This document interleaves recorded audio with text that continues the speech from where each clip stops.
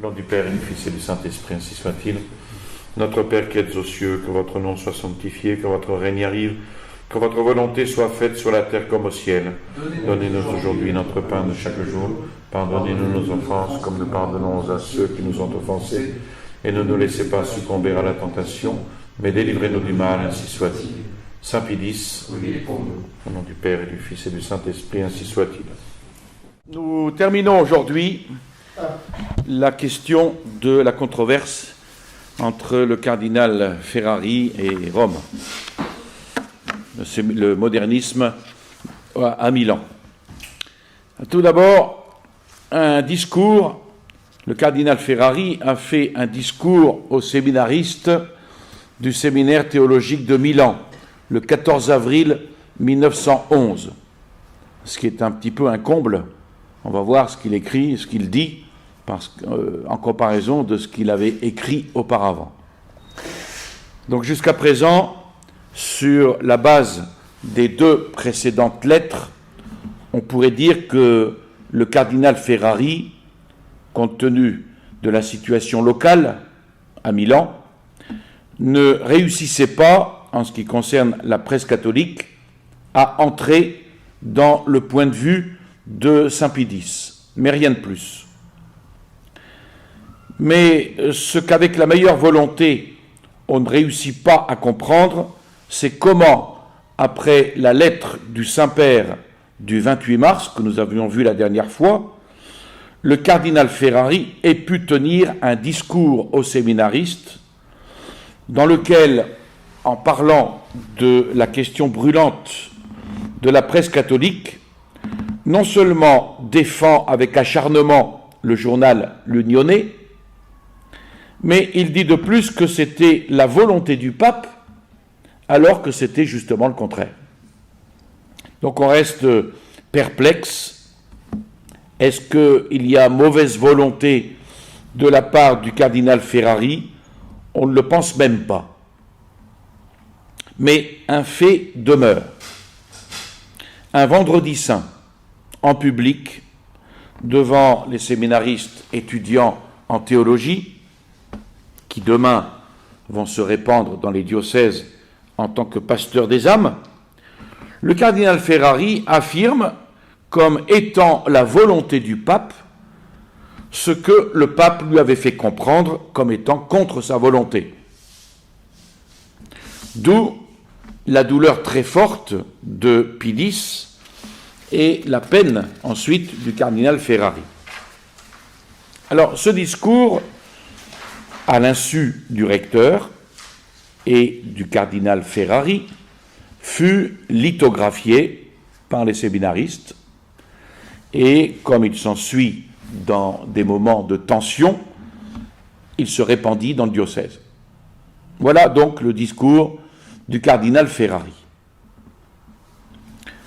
Pour passer maintenant à la question du journal, il faut établir que la division au sein du clergé en matière de journaux est très pernicieuse. Lorsque je vins à Milan, je trouvais une scission dans le clergé milanais, parce que certains soutenaient la Lega Lombarda, d'autres l'Osservatore Cattolico, tous deux étant des journaux catholiques, mais qui se combattaient ouvertement. Puis, Pie X arrive au pontificat, et dans une audience particulière qu'il avait accordée le 3e soir après son élection au cardinal Ferrari, il lui dit « Éminence, par charité, faites à Milan l'union entre les deux journaux catholiques existants. Cela supprimera ainsi la division au sein du clergé, cause de tant de maux. » Le cardinal Ferrari dit qu'il s'est mis à l'œuvre pour obéir au pape. J'utilisais tous les moyens, mais malheureusement, mes travaux semblèrent infructueux, de sorte qu'après 3 ou 4 ans, il me parut impossible de faire fusionner les deux journaux.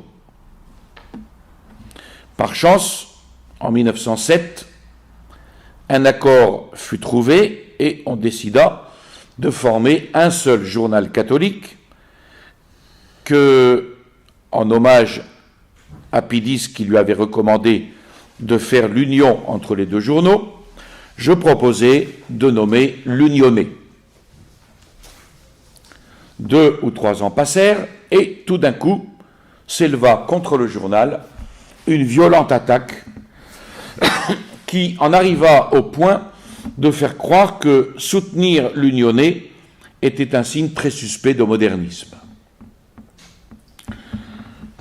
Le cardinal Ferrari alla à Rome, il eut de Pidis 2 audiences. Son désir était que le pape parlât le premier de l'affaire du journal. Et donc, dans la première audience, le cardinal Ferrari n'en parla pas. S'apercevant que Pidis n'en avait pas parlé le premier, lors de la seconde audience, le cardinal Ferrari lui dit « Saint-Père, je ne veux pas partir de Rome sans avoir de votre part une parole assurée sur la conduite que je dois tenir par rapport au journal catholique de Milan, l'Unionnais. Parlez donc librement, je suis prêt à faire tout ce que vous me demanderez. Si je dois désavouer le journal, je le désavouerai. Si je dois le négliger, je le négligerai. Si je dois le soutenir, je le soutiendrai.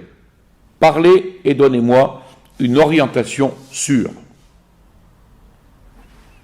Le cardinal Ferrari dit que Pidis répondit par ces mots précis que je conserve écrits, dit-il. Ceux de l'Unionnais doivent être bien traités parce qu'ils ont fait du bien et peuvent encore en faire. Toutefois, il faut bien peser les mots, et ce que le cardinal Ferrari n'a pas pesé. Toutefois, vous devez corriger le journal des erreurs dans lesquelles il peut tomber. Il est donc nécessaire que le journal ne parle absolument pas d'un centre politique en Italie, qu'il efface de lui-même cette teinte de modernisme qui peut lui venir de certaines opinions émises lorsque Loisy et compagnie n'avaient pas encore été condamnés, et qu'il œuvre avec pondération lorsqu'il fait le compte-rendu des livres, parce que parfois certains ont été présentés qui n'étaient pas totalement sains, et qu'il laisse un peu plus de place aux informations religieuses. Vous voyez, de là à dire que le pape soutient, il y a quand même une nuance. Moi-même, poursuit le cardinal Ferrari, j'avais noté ses défauts et j'avais cherché, même par des menaces, à les faire supprimer, après que le pape me l'eût fait remarquer. Je fis part de cette audience du pontife au directeur de l'Unionnais, qui me promit de faire de son mieux pour obéir. En fait, certains défauts furent supprimés, d'autres le seront au fur et à mesure. Alors, poursuit-il, pour bien éclaircir la situation, il est nécessaire de distinguer 2 sortes de journaux catholiques. Les journaux de principe et ceux d'information. Les uns et les autres sont bons et nécessaires. Je suis abonné aux 2 espèces de journaux, je les loue et je les blâme selon ce qu'ils disent. Il y a quelques soirs, vint dîner chez moi l'avocat Scala, directeur de l'Italia Reale. Je lui fis un petit sermon à propos du journalisme. En homme bon qu'il est, il convint avec moi que l'Église pouvait se considérer comme une forteresse dont la défense est assurée par 2 sortes de soldats. Ceux qui sont dans la forteresse et ceux qui se trouvent au milieu des ennemis pour amener la confusion en son sein. Les premiers ne doivent céder en rien dans leur défense. Tels sont les journaux de principe qui défendent avec acharnement les idées religieuses. Les seconds, au contraire, s'ils veulent réussir dans leurs intentions, doivent user de quelques stratagèmes. Tels sont les journaux d'information qui, devant être, comme les Lyonnais, journaux de pénétration, doivent aussi user de stratagèmes sans pour autant aller contre les vérités religieuses à défendre. Tout ça, c'est beau sur le papier. Mais dans la réalité, on tombera très vite dans un modernisme pratique. Donc, entre ces deux sortes de soldats, le meilleur accord doit toujours régner.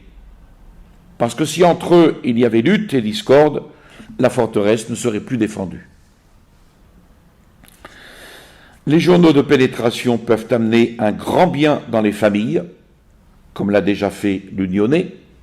C'est le cardinal Ferrari qui écrit toujours cela. Pour vous en persuader, sachez qu'une femme me racontait que son mari, fanatique anticlérical,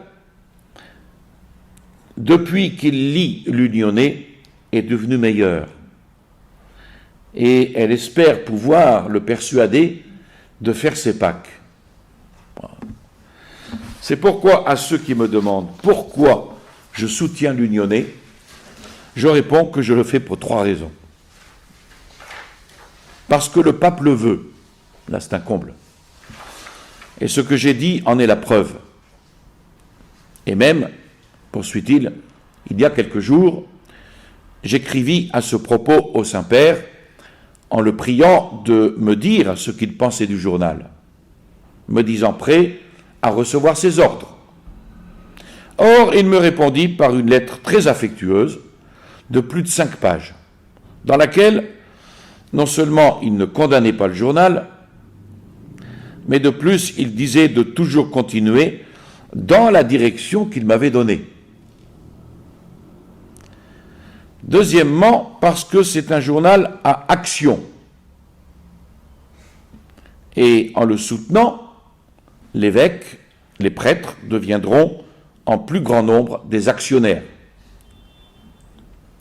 Lorsqu'ensuite les prêtres et les laïcs détiendront la majorité des actions, on pourra donner au journal une orientation plus catholique.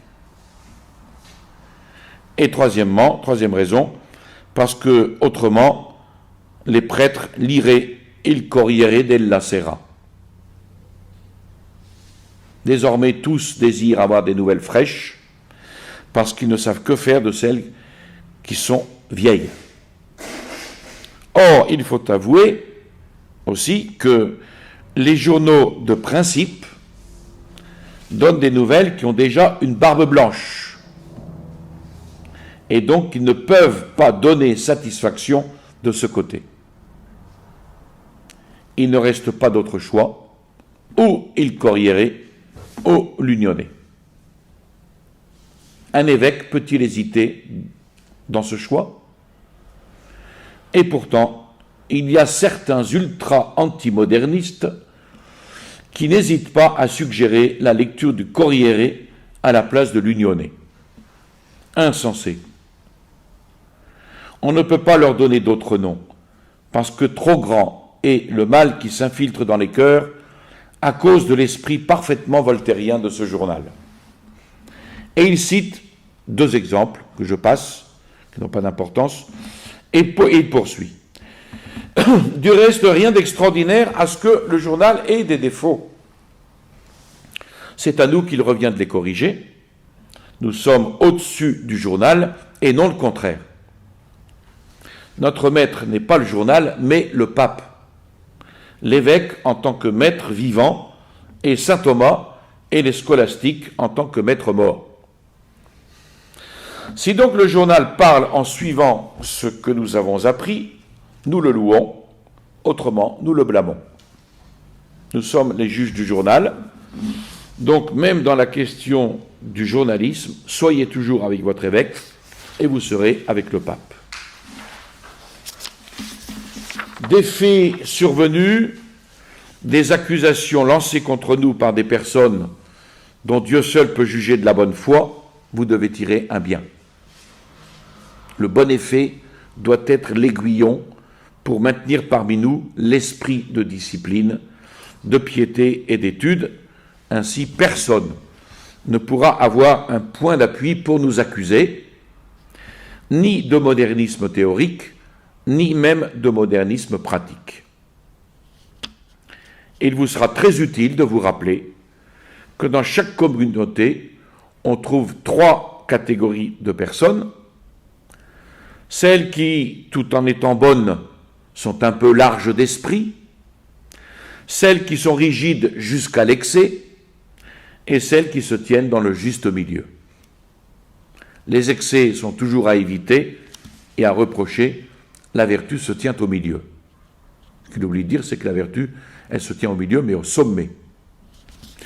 D'autant plus que ceux qui se posent en critique et voient le mal partout agissent moins que les autres. En fait, le pape continue à recommander de travailler, de faire de l'action catholique, de fonder des associations, des cercles, des sociétés catholiques, et ceux qui crient qu'ils sont toujours avec le pape se tournent les pouces et ne font rien, et l'ennemi pendant ce temps progresse. Or, s'ils veulent rester avec le pape en tout et toujours, pourquoi ne lui obéissent-ils pas quand il recommande de travailler pour le bien du peuple? Alors là, Saint Pédis va réagir. Il écrit une lettre au cardinal Delay, du 4 mai. Dans les premiers jours de mai, donc, Pédis eut en main ce fascicule du discours qui avait été lithographié par les séminaristes.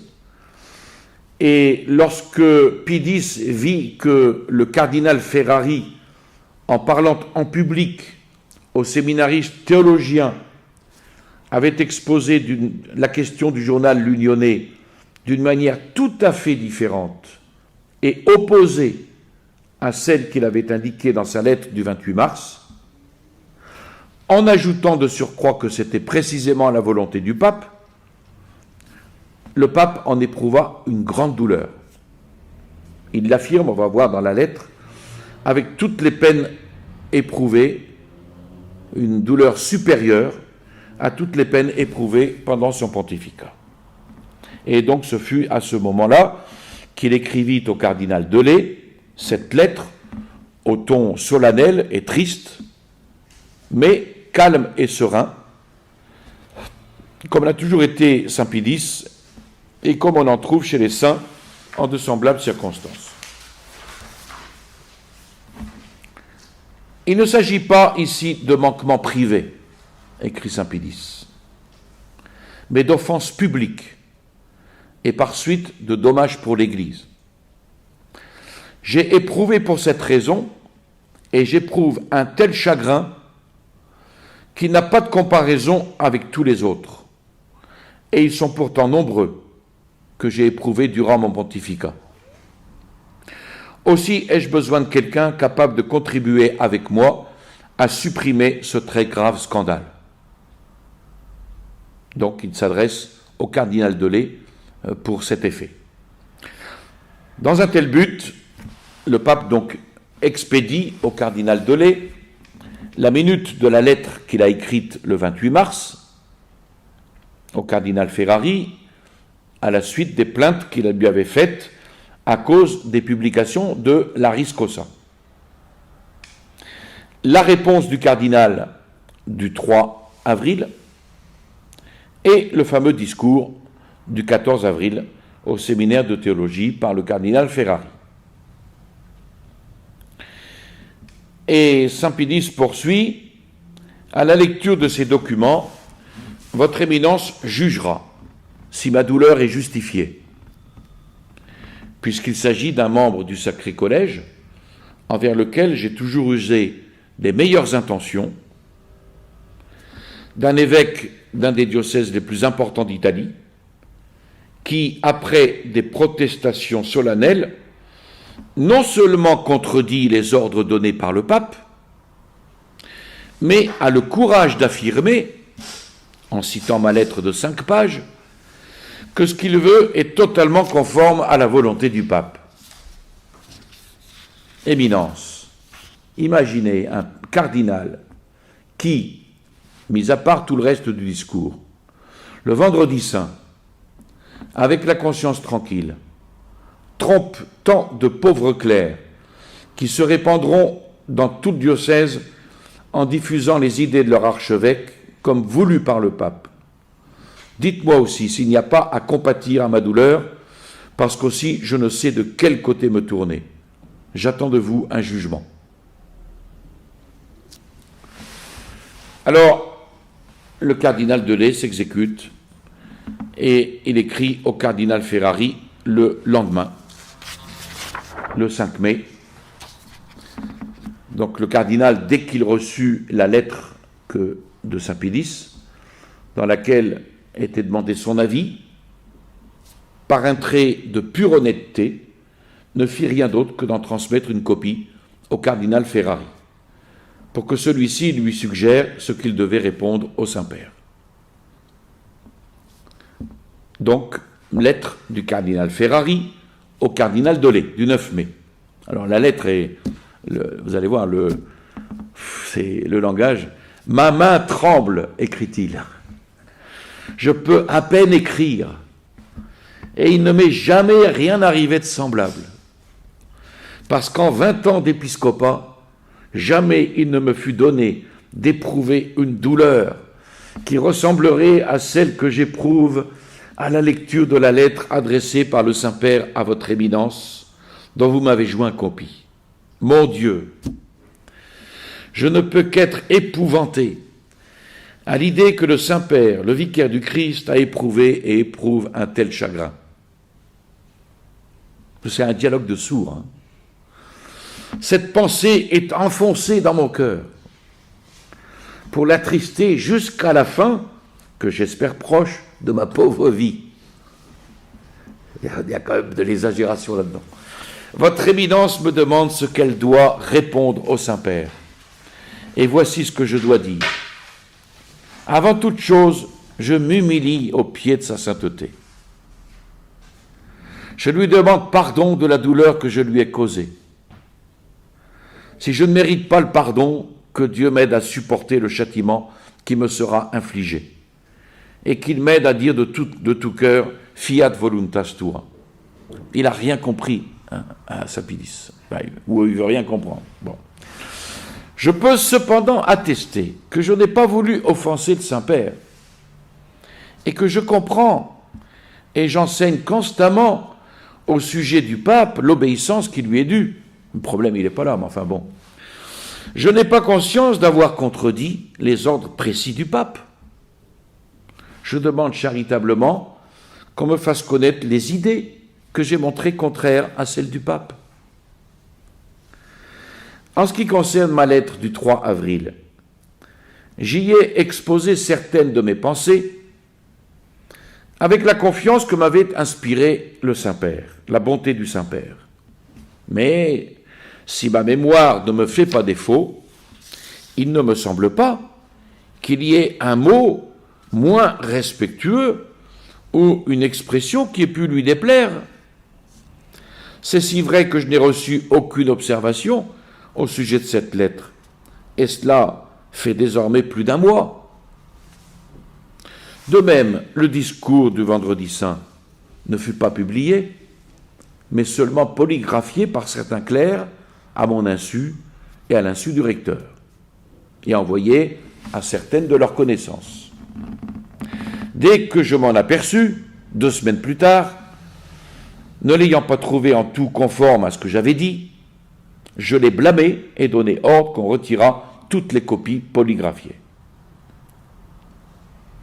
En ce qui concerne le discours, le Vendredi Saint, je crus devoir faire allusion aux journaux parce que la veille, on m'avait rapporté que parmi les clercs se dessinait un courant d'idées qu'il fallait préférer il Corriere à l'Unione. Je dis, entre autres, que ceci ne pouvait être admis en aucune façon, et qu'étant donné que tous désormais voulaient des nouvelles fraîches, il fallait certainement préférer l'unionnais. Je répétais ce que j'avais entendu dire au Saint-Père, je parlais des défauts de l'unionnais blâmés par le Saint-Père, je l'ai mis en garde contre eux, je souhaitais que nous puissions avoir nous aussi un journal purement et plus ouvertement catholique, et que l'unionnais continua ainsi à travailler pour son amélioration. On comprend par là que je ne voulais pas dire que les clercs pouvaient lire des journaux dans le séminaire.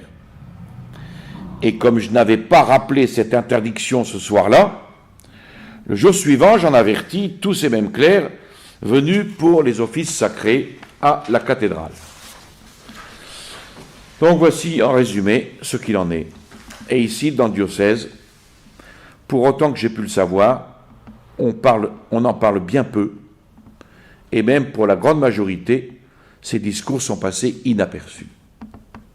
De toute façon, je le répète, je suis prêt à déplorer, à retirer tout ce qui a pu de ma part déplaire au Saint-Père. Là-dessus, Saint Pidis réagit par une lettre au cardinal Delay du 12 mai. Donc le cardinal Delay, après avoir reçu la réponse du cardinal Ferrari, la communique au Saint-Père, qui la lui retourne accompagnée de la lettre du 12 mai. On notera 2 points. Le cardinal Ferrari avait dit au cardinal Delay de demander pardon au Saint-Père pour le déplaisir que, sans le vouloir, il lui avait causé. Et le Saint-Père lui avait répondu, on va le voir après, « Dites pourtant que le pape ne lui a pas pardonné une fois, mais 100 fois. » Deuxième point, le cardinal Ferrari s'était dit prêt, s'il le fallait, à venir quelques jours à Rome. Le Saint-Père l'exhorte à ne pas venir et le lui déconseille. D'où peut-être le bruit que le pape ne voulait pas recevoir le cardinal Ferrari, ce qui n'est pas exact. D'autre part, on peut peut-être deviner quelle était la raison pour laquelle Saint Pidis déconseillait une venue du cardinal Ferrari à Rome. Avec les bruits qui circulaient sur les points de vue différents entre le Vatican et Milan, une venue du cardinal Ferrari à ce moment aurait pu être interprétée comme un appel ad audiendum verbum, c'est-à-dire pour écouter les paroles. Voilà donc la lettre de Pidis. J'ai lu la lettre que vous a écrite le cardinal de Milan, et je vous demande s'il n'y a pas de quoi perdre la tête en touchant du doigt que l'archevêque Béni n'a pas encore compris ce que je lui écrivais, avec pourtant beaucoup de délicatesse, le 28 mars dernier. À savoir que le journal L'Unionnais est la cause du modernisme pratique dans l'archidiocèse. Ce journal qui chaque jour empire et devient toujours plus libéral. Et pourtant, ce même cardinal, dans le fameux discours du 14 avril, contredisant tout ce que j'avais condamné dans la lettre, déclare en note très claire qu'il soutient l'Unionnais parce que le pape le veut. Cinglé. Parce que c'est un journal à action et qu'en le soutenant, l'évêque, les prêtres feront un plus grand nombre d'actionnaires, parce qu'autrement, les prêtres liraient il Corriere. Ce sont tous des arguments faux et ridicules s'ils ne faisaient pas pleurer, écrit Saint Pidis. Son discours finit au clerc, qui le remerciait pour leur avoir parlé clairement. Il dit, les choses étant ainsi, je défie quiconque de montrer qu'elles sont autrement. Donc ceci dit, votre éminence croit devoir répondre. Qu'elle dise que le pape lui a pardonné non pas une fois, mais 100 fois, Cependant, il ne peut pas être tranquille ni indifférent devant le mal qui s'est fait, et surtout devant ce discours adressé aux clercs, discours désormais répandu dans tout le diocèse, dans lequel règne la confusion des idées, parce qu'on ne sait pas s'il faut suivre le pape ou l'archevêque, et c'est ainsi que chez la majorité des bons prêtres, ce discours a produit un très grave scandale. Que le cardinal Ferrari ne dise pas non plus que son discours a été mal interprété, car Monseigneur Maury et Monseigneur le recteur, en accueillant les jeunes pour les vœux de Pâques, ont confirmé les idées de l'archevêque, que l'unionné fait beaucoup de bien et qu'il faut le diffuser même au prix de sacrifices. Vous pouvez dire au cardinal que je crois très opportun et nécessaire qu'il manifeste de la manière qu'il croira la plus opportune aux clercs et au clergé du diocèse quelles sont les intentions que je lui ai déjà notifiées dans ma lettre du 28 mars. Et enfin, une lettre du cardinal Ferrari du 13 mai, lettre qui met fin à cet incident. Le cardinal dit qu'il a remis la lettre du cardinal Ferrari du 9 mai entre les mains du Saint-Père, qui lui a répondu et dont il lui fait parvenir une copie et qui ne peut mieux faire connaître la pensée du pape, lui assure-t-il. Voilà, donc après l'incident d'avril-mai 1911, malgré cet incident, on pourrait dire, les rapports entre Pie X et le cardinal Ferrari continuèrent à être toujours, comme ils l'avaient été par le passé, pleins d'estime et de bonté. Vous voyez, Saint Pie X est ferme, mais il garde cette estime et cette bonté. On peut seulement remarquer que le cardinal Ferrari eut parfois, même par la suite, des appréhensions sur lesquelles Pie X le rassurait. Et c'est ainsi que dans une lettre du 30 septembre 1912, donc plus d'un an après, le pape écrit au cardinal Ferrari « Par charité, n'écoutez pas les paroles de ceux qui vous donnent, comme étant dit par le pape, ce qui est dans leur désir et leur imagination. » Alors, la prochaine fois, nous verrons la question du Sodalitium Pianum de Monseigneur Umberto Benini, et donc toutes les accusations contre Saint Pie X dans son procès de canonisation à propos de ce Sodalitium Pianum. Je vous salue Marie, pleine de grâce, le Seigneur est avec vous. Vous êtes bénie entre toutes les femmes, et Jésus, le fruit de vos entrailles, est béni. Sainte Marie, Mère de Dieu, priez pour nous pauvres pécheurs, maintenant et à l'heure de notre mort, ainsi soit-il. Au nom du Père et du Fils et du Saint-Esprit, ainsi soit-il.